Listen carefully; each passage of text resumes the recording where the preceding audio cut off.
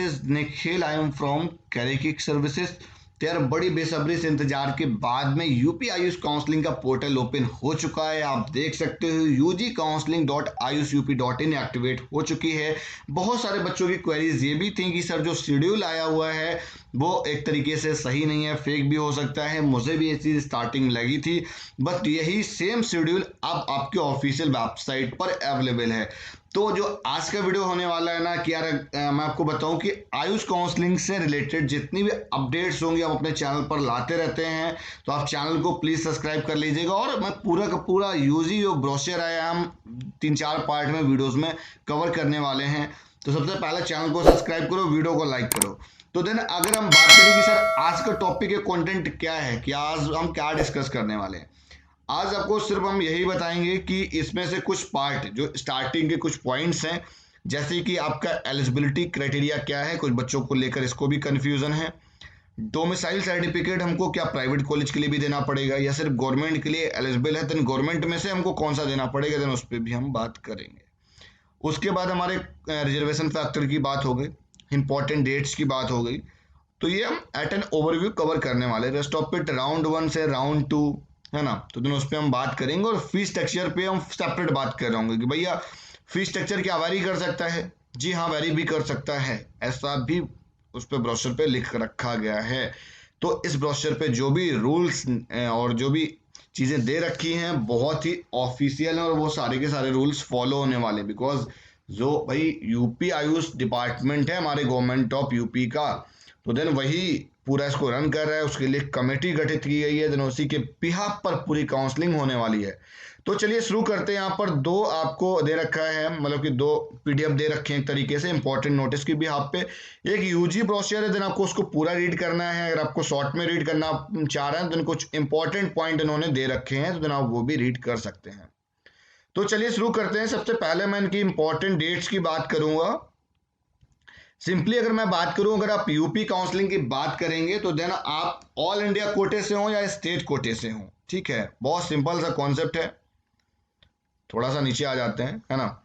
अगर आप all India कोटे से हो, मतलब कि हम अदर स्टेट से बिलोंग करते हैं, तो देन आप यार अगर जस्ट क्वालिफाइड है ना, अपनी कैटेगरी वाले से भी क्वालिफाइड हो ना, कुछ जगह होता है कि जनरल क्वालिफाइंग कट ऑफ मांगते हैं, तो यहाँ पर जनरल क्वालिफाइंग कट ऑफ का कोई भी जिक्र नहीं किया गया। यहाँ सिंपली ये बोला गया है, यहाँ पे पहली चीज तो ऑल इंडिया कोटा और स्टेट कोटा का कहीं पे मतलब बात नहीं किया गया है।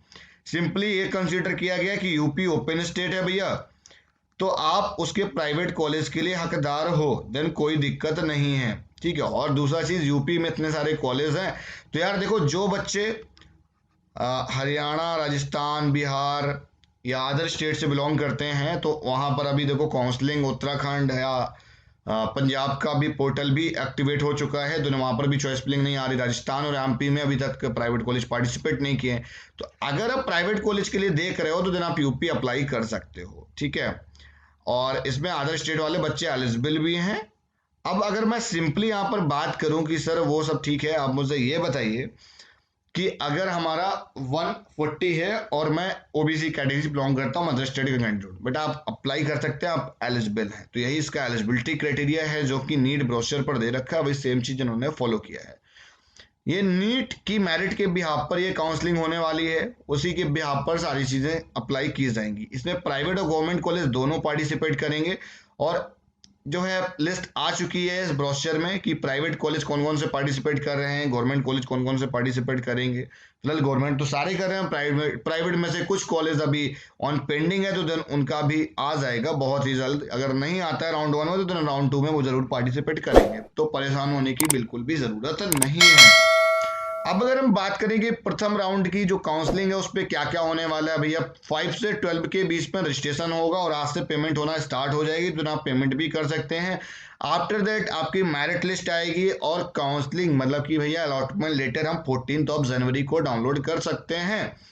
ऑनलाइन आवंटित अभ्यर्थियों के अवलोकनों का सत्यापन, इट्स मीन फिजिकल रिपोर्टिंग कब से कब के बीच में होगा, 18 से 23 के बीच में फिजिकल रिपोर्टिंग होगी। अब बात ये आती है कि क्या सर हमको सिक्योरिटी अमाउंट देना कब है। देखो रजिस्ट्रेशन फॉर्म फीस 2000 है, सिक्योरिटी अमाउंट आपको 10,000 देना है प्राइवेट कॉलेज के लिए, सॉरी गवर्नमेंट कॉलेज के लिए, 50,000 देना है आपको प्राइवेट कॉलेज के लिए। 10,000 गवर्नमेंट कॉलेज के लिए, अगर आप गवर्नमेंट कॉलेज के लिए अप्लाई करोगे तो आप प्राइवेट कॉलेज नहीं ले सकते हो, इसलिए सोच समझ के अप्लाई करना। अगर आपको लग रहा है कि हम प्राइवेट कॉलेज के लिए अप्लाई, मतलब हमको गवर्नमेंट नहीं मिलेगा, हमको प्राइवेट ही मिल सकता है, ठीक है, तो देन आप फिर 50,000 का डीडी देके आप गवर्नमेंट कॉलेज भी सिलेक्ट कर सकते हो। तो देन आप फिर बैकअप ऑप्शन भी आपको उसमें रहेगा। यहाँ पर एक इन्होंने पॉइंट दे रखा है जो कि काफी ज्यादा इंपॉर्टेंट है। Candidate are required to access their eligibility carefully before apply slash depositing registration fees. अब यार पहले आप अपना एलिजिबिलिटी वगैरह चेक कर लो, है ना, और मतलब कि 2000 का जो फीस आप पे करोगे, आप एलिजिबिलिटी चेक कर दो। The eligibility will be checked from original documents at the time of document verification before counselling. ये बहुत ही क्लियर है, सिक्योरिटी मनी पहले और बाद में देना को डिसाइड नहीं किया गया, ना ही कहीं पर लिखा है। तो आप इस पॉइंट से ये समझ सकते हो कि सिक्योरिटी मनी आपको अलॉटमेंट के पहले देना है। इट्स मीन कि पहला स्टेप रजिस्ट्रेशन प्रोसेस होगा, रजिस्ट्रेशन प्रोसेस के बाद आपका डॉक्यूमेंट वेरिफिकेशन होगा, उसी के बीच में डॉक्यूमेंट वेरिफिकेशन के लिए अपडेट्स आ जाएंगे आपके लॉगिन पैनल पे, है ना। और जैसे ही आपका डॉक्यूमेंट वेरिफिकेशन होगा और उसी के साथ साथ आपका यहाँ पे चॉइस फिलिंग एक्टिवेट हो जाएगा, देन आपको वहां पे सिक्योरिटी अमाउंट सबमिट करना होगा। अब अगर आप देखोगे यहाँ पे तो थोड़ा सा आपको गैप मिलेगा चॉइस फिलिंग के बीच में, है ना। रजिस्ट्रेशन तो होते रहेंगे बच्चों के, नो डाउट।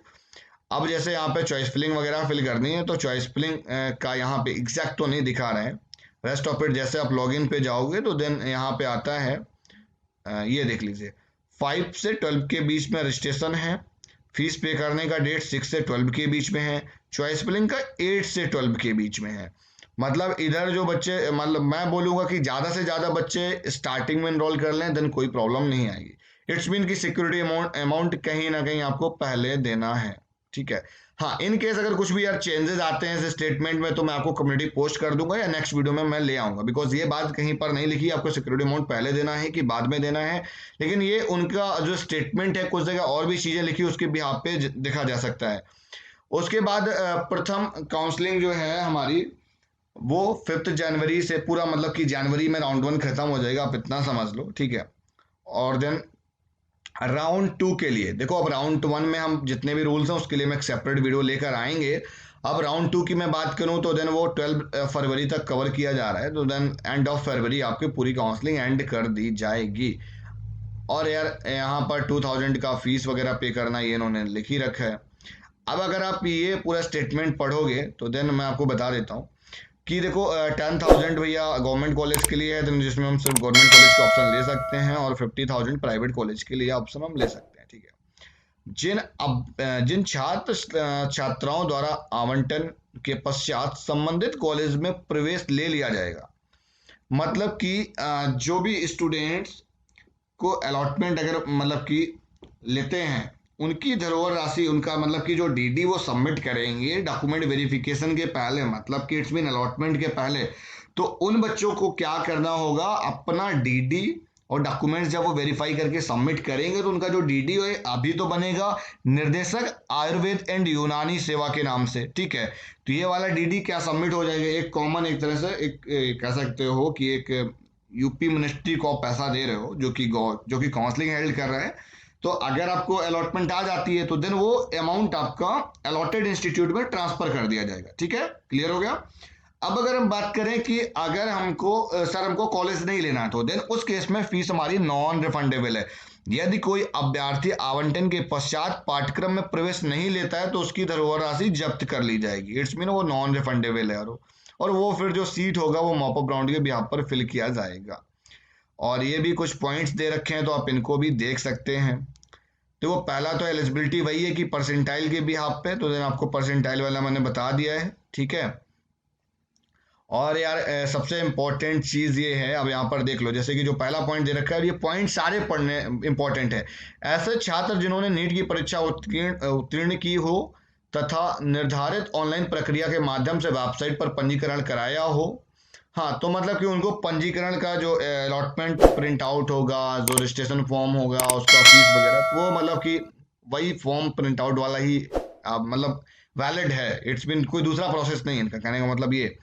दूसरा पॉइंट ये है कि प्रदेश में मतलब कि अब यार जो गवर्नमेंट कॉलेज होंगे तो उन्हीं के लिए हमको डोमिसाइल देना है, प्राइवेट कॉलेज के लिए हमको डोमिसाइल नहीं देना होता है। अब यहाँ पर अगर मैं बात करूं कि अब इनमें से दो केस हैं। पहला केस ये है कि हमने अगर 10th 12th दोनों यूपी से कर रखा है देन कोई दिक्कत नहीं है।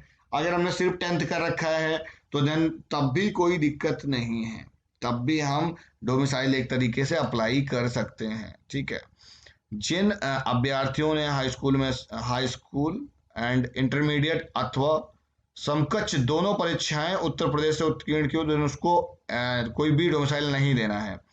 अब उनमें से किसी ने एक परीक्षा दी हो दिन सामान्य निवारण प्रमाण पत्र के प्रस्तुत अनिवार्य होगा।